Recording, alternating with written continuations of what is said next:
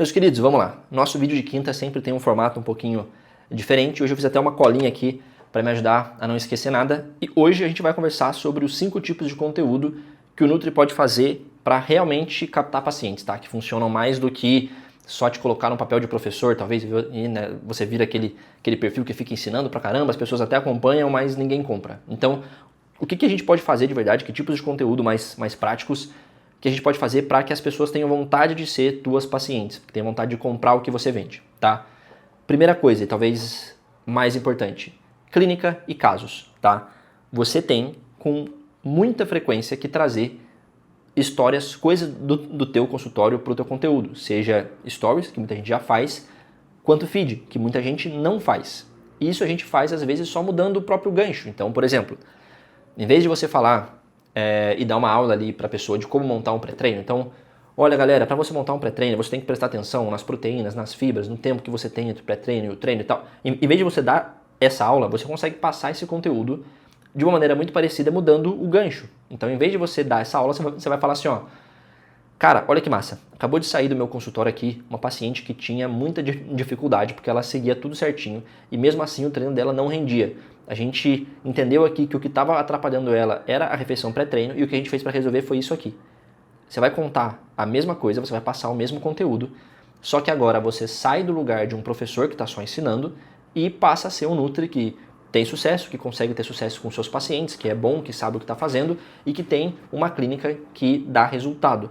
Então é importante para o teu seguidor ter contato com esse lado nutricionista seu e não só da pessoa que é estudiosa e que sabe dar uma aulinha ali. Segundo tipo de conteúdo, documentação de jornada. Isso aqui pode ser uma jornada tua ou uma jornada de um paciente, tá? Imagina que você começou a correr, começou a gostar de corrida e começou a levar isso mais a sério.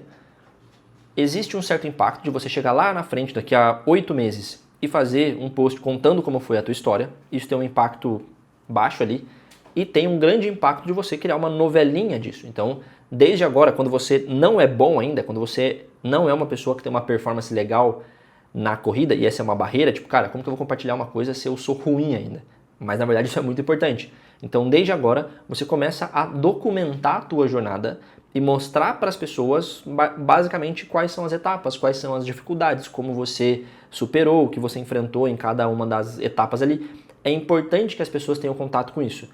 Tanto porque elas vão tendo, em vez de lá na frente ter uma grande prova que você sabe o que você está fazendo, elas todos os dias vão tendo uma prova pequenininha ali. Cara, ele sabe viver o dia a dia, ele sabe superar os desafios que esse tipo de jornada impõe, que esse tipo de jornada traz.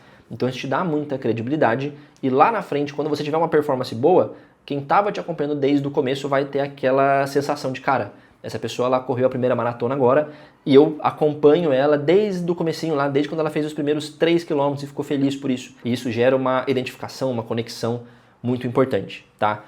Isso pode ser tanto de você quanto dos seus próprios pacientes. Então, olha, peguei um atleta agora e ele tem uma prova dia tal, daqui a 3, 4 meses, vou documentar a jornada. Então, a cada nova coisa que eu fizer na conduta, a cada interação que a gente tiver, eu vou atualizando os meus seguidores do que está acontecendo ali naquela novelinha. Terceiro tipo, identificação e comunidade.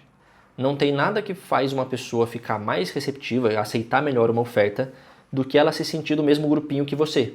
É por isso, por exemplo, que um Nutri, quando ele faz parte de um box de CrossFit, e ele começa a atender, ele se forma e começa a atender, por exemplo, ele consegue pegar 10 pacientes daquele box. Por quê? Porque ele faz parte daquele grupo, tá? Ele faz parte daquela comunidade, ele é um membro ali.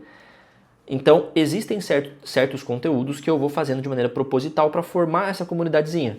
E aqui eu posso ter algumas coisas que geram uma identificação rápida. Então, por exemplo, cara, só quem faz CrossFit passa por uma situação assim, ou só quem faz corrida passa por uma situação assim. E você faz um Reels contando essa situação relatável ali. Ou você faz um meme, por exemplo, que, cara, só quem é desse grupo específico vai entender aquilo, vai achar engraçado. Essa é uma maneira. Outra maneira, por exemplo, é ter um inimigo em comum. Então não precisa ser uma pessoa, pode ser uma ideia, um conceito. A gente do front, por exemplo, fala muito do Nutri sapatinho sem meia, o Nutri cabelinho para trás, que é o Nutri high ticket, que veste aquela fantasia, o terninho azul e tal. E sempre quando a gente fala isso, as pessoas que estão ali na nossa comunidade se sentem muito pertencentes, porque elas também não gostam desse outro tipo de Nutri. Então isso gera uma sensação de comunidade, uma sensação de proximidade muito importante e isso facilita muito uma venda. Quarto ponto, simulação de conduta, tá? Existe uma barreira muito grande para a pessoa contratar um Nutri pela primeira vez, se ela nunca teve o Nutri ou se ela teve experiências ruins com Nutris, né, que também acontece, que é ela tem a ideia de que se eu for para um Nutri e ele me passar uma dieta, a dieta vai ser muito diferente do que eu faço, vai ser muito ruim. Eu vou, sei lá, vou passar fome, vou ter que tomar um lanche da tarde com 3 castanhas e um quiche de abóbora. Então ela imagina que vai ser muito ruim. O que eu faço quando eu tenho uma simulação de conduta ou um caso hipotético? Eu mostro para ela como seria a minha conduta e eu quebro essa barreira. Eu falo, cara, não vai ser assim como você pensa, é muito mais tranquilo.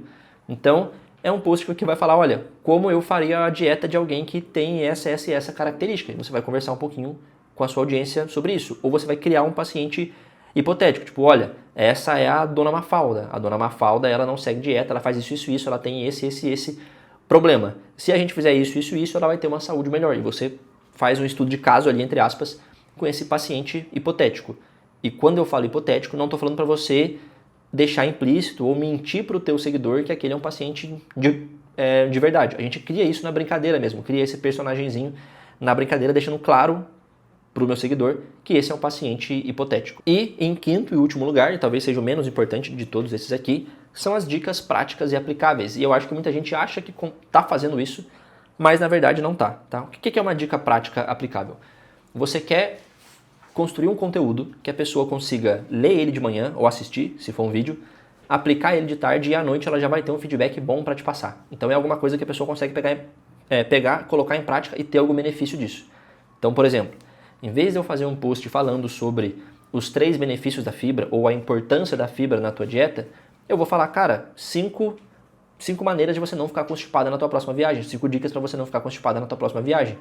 Isso é um conteúdo prático aplicável. A pessoa que está viajando, ela vai pegar, vai ler isso, vai colocar em prática, vai ter um benefício, vai falar, cara, essa pessoa ela realmente sabe o que ela está falando, já funcionou, já conseguiu ajudar de alguma maneira a minha alimentação, a minha saúde, a minha qualidade de vida. Tá? Então esses são os 5 principais tipos de conteúdo que vão fazer você conseguir captar mais pacientes pelo Instagram ou pelas redes sociais no geral.